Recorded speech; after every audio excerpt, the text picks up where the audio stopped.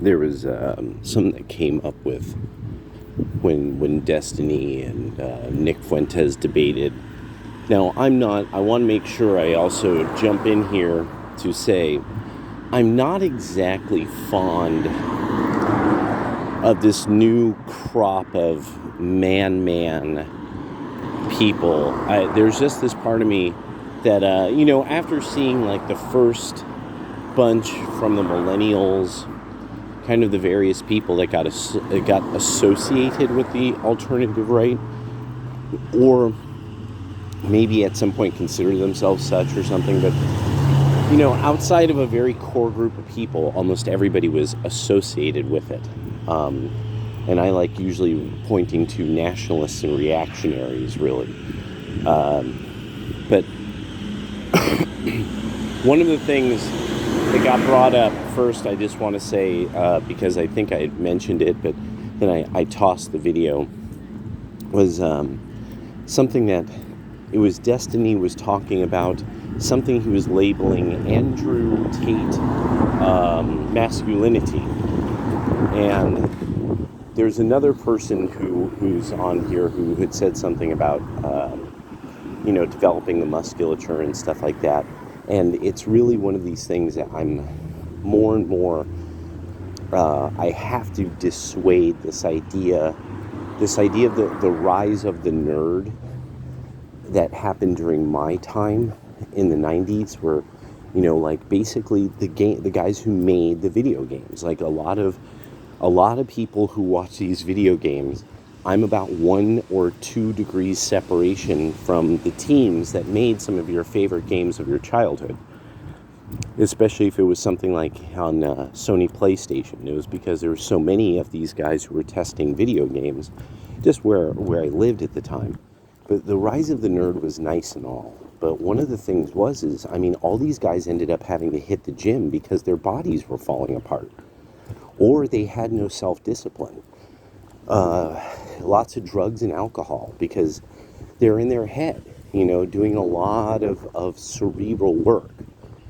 And even they know this. And so one of the things that Destiny brought up that was important is he's like, okay, wealthy people don't understand this idea of the masculinity of Andrew Tate, with like wanting to be able to be at like sort of fight readiness and things like that. Okay, I want to make sure to touch on that might be now. Now that's how the wealthy are. The physical culture section of the New York Times, if it still exists, you could easily find it. If you were to look up physical culture, New York Times, you'll find about 100 years of articles. There was once a thing called pedestrianism. It meant you took a walk out in the wilderness, in the local wilderness. This was a thing. And the Adidas tracks, the warm-up suit, that is a rich people thing, not a poor people thing. Now it's a poor people thing. See, this is why I have problems specifically with a lot of kind of the more liberal end of people like Destiny. And also, keep in mind, I didn't really start making videos until almost about 10 years ago. And so, I was like old. I was way in my 30s. So I waited for a while because I was sitting there looking at people post things, and I'm like, I don't have really anything to say. But then now and then there would be things that would come up that I'm like, okay, I don't think he knows the context of this. And so now, I do the videos that I do. But, and thank you all for watching. But his contention that also that you don't need these guys who, and they want to build up their muscles and this and that. All I can point out to is the other thing. Doctors can, if you test a man's grip over enough times, you'll pretty much know how long he'll live. Like this is medical science. Like it's actually a correlation, because it shows a degradation or the maintenance of the neuromuscular system. Strength is neuromuscular, not mass. That is why you have like people who are these sort of immensely strong but yet small people who can do like incredible feats of gymnastics or something like that, or acrobatics, yet they're not, they don't have mass. It's that their neuromuscular system is very, very well trained, and that's the basis of strength. That's why strength is a skill. That's where that term comes from. Strength is a skill, and it comes specifically out of the way that Russians post the Cold War affected our way of thinking about, and martial artists would change the way we thought about physical culture and physical training in the United States.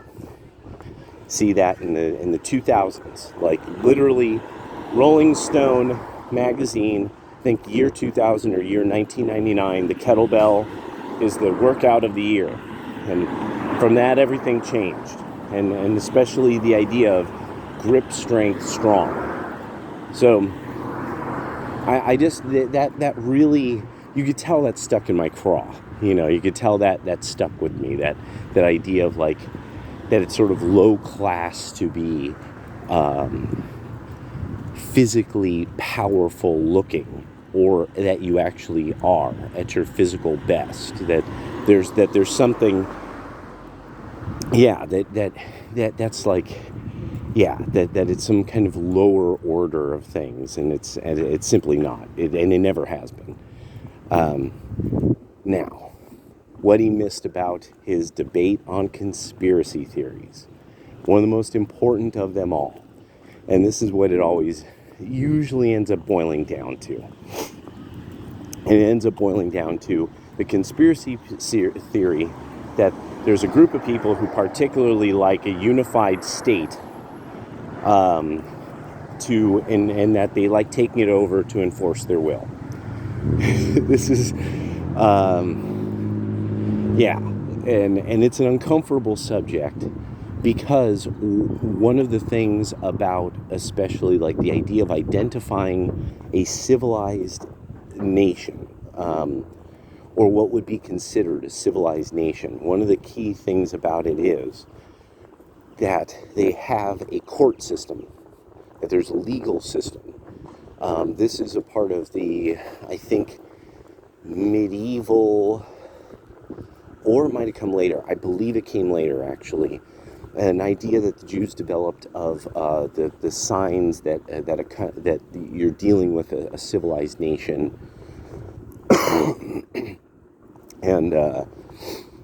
and sort of how they would recognize other groups of people, and there's like seven of these attributes, but of course 7. But anyway, they're fundamentally, Orthodox Christians, Catholics, to a great extent Protestants, but Protestants change this tradition. They are the group of people who change this. But and so Jews and Muslims, all this developed during a time of royalty. So their commentaries on government, with Christians, it's kind of like there's always going to be something like this. There's always going to be something like this. So they're not, that's it. And now what's interesting is, as time goes on for the Jews, especially after the Black Plague, there develops more and more thinking on how to try to change society, especially once you start getting to the period where you have the Hasidim, and this idea of that it really is that there's a world that you have to save, whether the Gentiles understand this or not. And the development of Tikkun Olam is a big part of this, where you actually have a religious kind of mystical concept that the only form of governance that could possibly fit would be something socialist, quasi-communist. I think it's a bizarre irony that Karl Marx, who's credited with so much valuable socialist thinking and this, that, and the other, literally blamed his descendants, the Jews, for most of the problems that the world has. and that he would be definitely considered what people would call now an anti-Semite, what I prefer just calling a Jew hater. He hates Jews, and blames them for capitalism itself, saying that that's actually their religion. Now, capitalism, the finest thinking in capitalism, and the finest thinking that totally was the lance through the heart of socialism, was also developed by Jews. The Austrian School of Economics is famously, it has quite a number of Jews involved, and most people right of center have no problem agreeing with the ideas of on action, or human action, but I believe it's on action, or maybe it's on human action, by von Mises, yeah. And and very few people read it. I've only read little bits, but no one would disagree with it, and it's because it was brilliant. It was absolutely brilliant economic philosophy, and then you easily apply, and very, very quickly apply it. I think Murray Rothbard also. So these are people that their mentality was no, there are individuals, and individuals have to make choices that are rational to themselves. Eventually, out of this school of thinking, you get the praxeologists. And when it comes to right-wing thinking, without knowing about the praxeologists and praxeology, there's a great extent to which you can't understand the mind. Like the mind of a person on the right probably seems a bit of a mystery, because praxeology makes you keep having to throw out that which is an errant concept that will usually keep creeping in because of how common this idea of some kind of centralized state, that there's some we all the time. There's a we, there's a community, there's a society, there's this capital letter word that somehow describes an individual and maybe some people around them, maybe friends they have, maybe it describes them and their family members, but whatever this we, the community, and the society with these capital letters, this is all stuff that does come out of secularized thinking, that if one understood the theory of tikkun olam from Judaism, it would make perfect sense. And this is what, and also because Jewish people skew very smart, they tend to go into the fields of philosophy and sociology and economics and high thought. There's actually a guy, History Debunked, here on YouTube, who has to explain, well, if you have a group that's really smart, they're always going to be involved in smart people's endeavors. So it's not a conspiracy. And he's like, you just have to accept that. And it's true. I mean, there's some people, it's not a conspiracy that black people can dunk. It's there's a lot of people with that opportunity to give it a try. It just so happens. There isn't, a way of putting this, there isn't a conspiracy against, Guatemalans.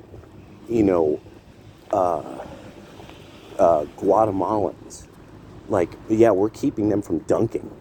There isn't a conspiracy against, it's it's not like a plan. It's not a plot, it's just, it just how often are a bunch of Guatemalans there playing basketball and being like, fool, I could dunk. Watch this shit, So there's just some people that they're going to be in the world of ideas, and that they come from a society that's not just literate, but is literate in a language almost totally secret to themselves and almost totally unknown to anyone around them. There are a lot of European Jews who they were able to communicate in Aramaic. And I'm not kidding. They actually knew Syriac Aramaic. And it was because they were in some way, shape, or form, something about their tradition was in Syriac, so they had to know what some of those words were.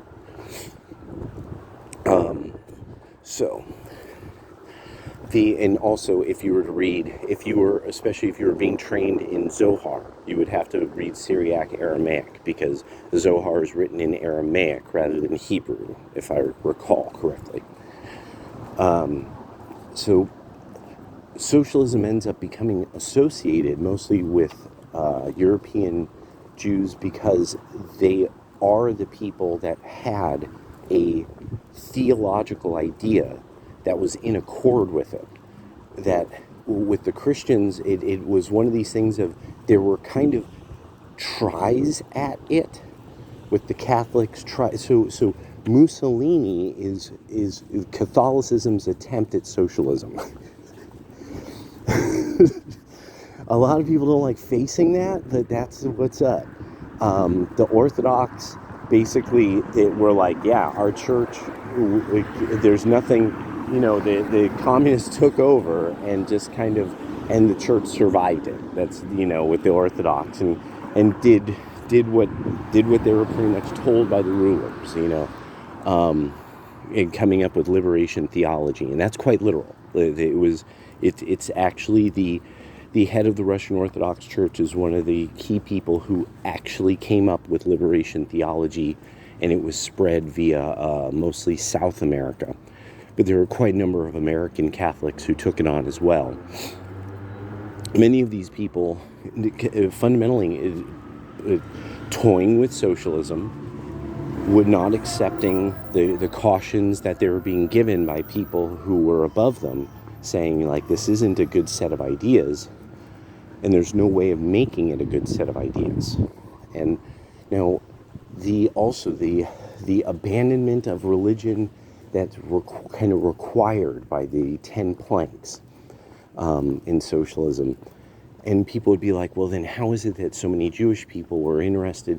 Because of any group that gives up their religion and turns to atheism.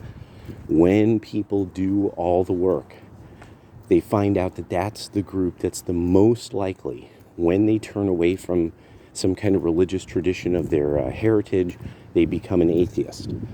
No other groups, by percentage, leave their traditional faith, and like some, it's like they become agnostic. These are people who they completely leave it. Not only do I know about the surveys on this, I've heard rabbis discuss this. Rabbi Mizrahi brings up, if it wasn't for us converting people, we wouldn't exist. And he got into how many actual religious Jews probably live in the world. He didn't have more than about 4 million. He's like, they're not religious. He said they consider themselves us, but they're not religious. And it was very interesting, his stance on this. And he's a character. Mizrahi is hardcore. He's a hardcore dude. But also very frank about what he thinks, and boy does he know his stuff. Mind like a steel trap. But yeah, without knowing some of this stuff, you can't really understand conspiracy. You can't debate somebody like Fuentes and conspiracy theories.